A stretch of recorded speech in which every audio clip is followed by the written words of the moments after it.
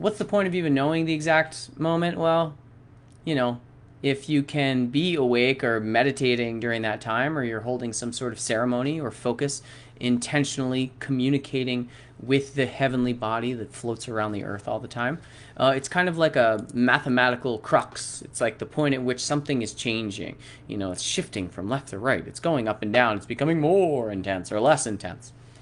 But what we've been experiencing for 2 weeks, as with every moon cycle, is the waning phase of the moon, where the intensity of the reflective energy at night of the sun, it kind of lowers itself and we become more able to be restful. It doesn't necessarily mean that we're restful, but at least the moon and the role that it's playing is not going to overwhelm us and sort of wake us up in the middle of the night with the light that it is sharing when we are accustomed to there being shadow. So during the cycle of the moon, we have times when it's new, or the dark moon is the point when it's completely new and you can't even see it. That's tonight, overnight.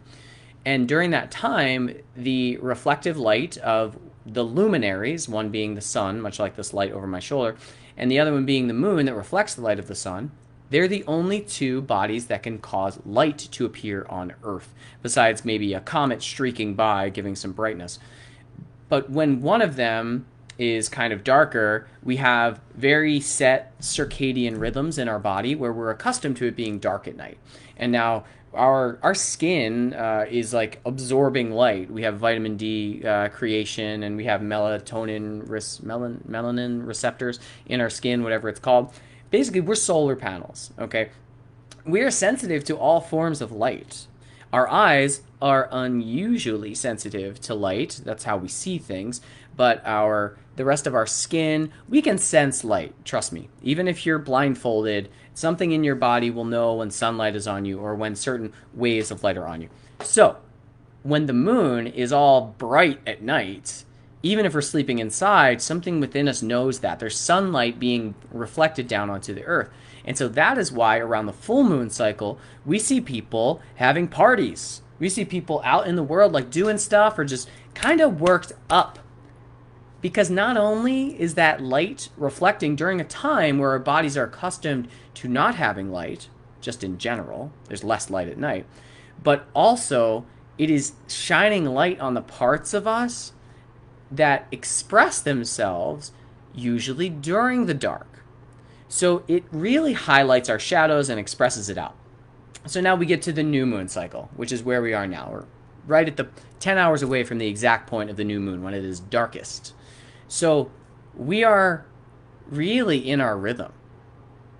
I believe that human beings are more in their rhythm during the new moon cycle than during the full moon cycle.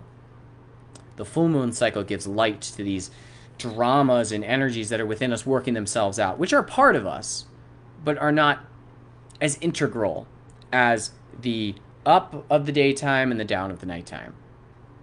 So, there are some advantages that you can find during the new moon. The new moon is a time where you can see yourself a little bit more clearly.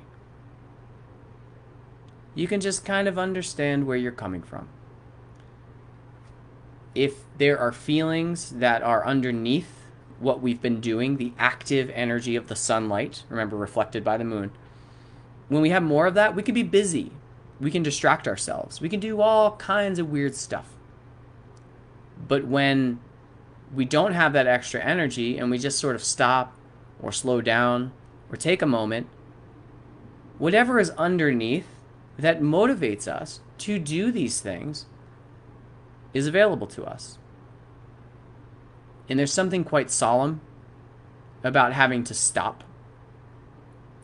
If we use the example of like exercise, if you're exercising every day, if you're taking hours out of your day to go hiking or to go to the gym or to train for jiu-jitsu, you're going to feel good.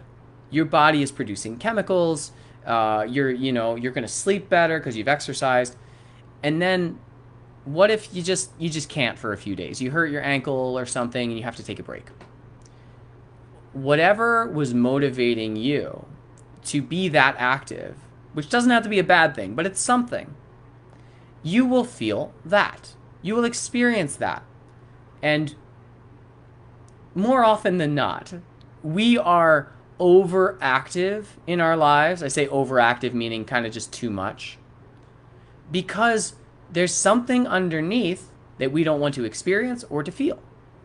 Like, I don't want to experience poverty, so I work. And if I couldn't work, I would experience poverty. So I'm going to stay active. I'm going to keep working.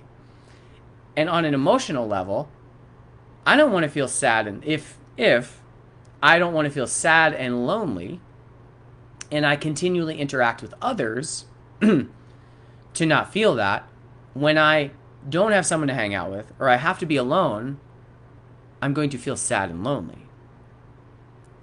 So, full spectrum look at it here. The moon, when it's big and it's bright, we're doing stuff, we're busy, we have things to think about. Oh my gosh, Shiva's being too cute. Hi. But when we don't have that light, we just kind of have to sit with ourselves. And putting forth that effort might seem kind of wrong in a way. It might just feel out of alignment. So that's a basic introduction to the moon and its cycles.